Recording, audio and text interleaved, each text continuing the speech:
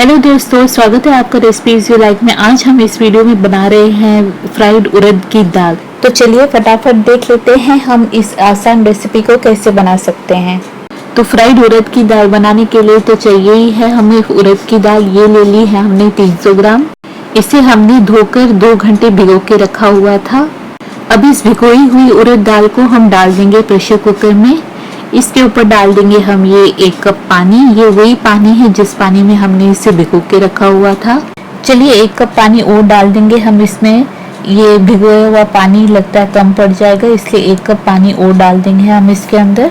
उसके साथ हम डालेंगे इसमें हल्दी 1 टीस्पून और डालेंगे 1 टीस्पून देसी घी मतलब क्लैरिफाइड बटर। हम यहाँ दाल में इसलिए घी डाल रहे हैं ताकि प्रेशर के समय दाल उफन कर बाहर ना आ जाए। अब इस उड़द दाल को हमें 2 से 3 सीटी देकर पकाना है।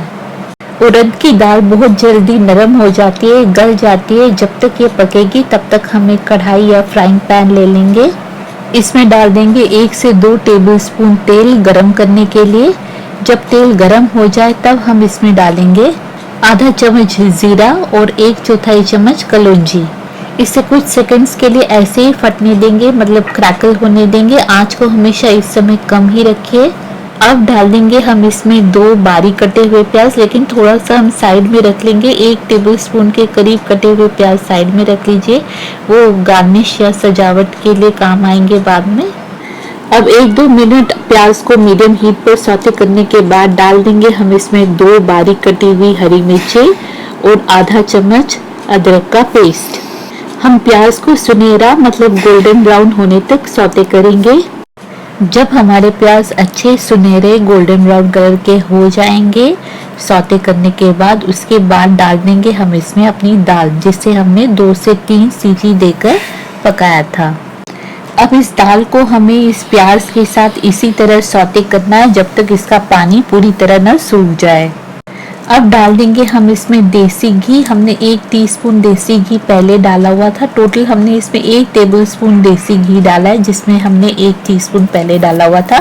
और डाल दिया हमने इसमें आधा चम्मच गरम मसाला।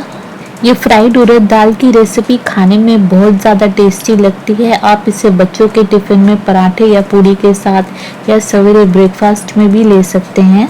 हमें यहाँ इस उड़द दाल को फ्राई करते हुए लगभग 7 मिनट हो चुके हैं और देखिए इसका पानी भी सूख गया है पूरा। इसे अब हम निकाल लेते हैं सर्व करने के लिए।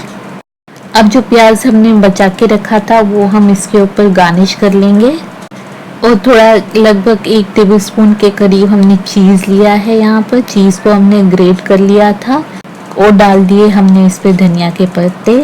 और बस ये पेट में जाने के लिए तैयार है। उम्मीद है आपको ये रेसिपी ज़रूर पसंद आई होगी और आप इसे ज़रूर बनाइएगा। अपने अनुभव और विचार हमारे साथ शेयर करना न भूलें। रेसिपी पसंद आई हो तो इसे लाइक कीजिए, शेयर कीजिए। तो मिलते हैं एक नई रेसिपी के साथ। तब तक के लिए खुश रहिए, खाते रहिए, खिलाते रहिए। Bye bye and enjoy.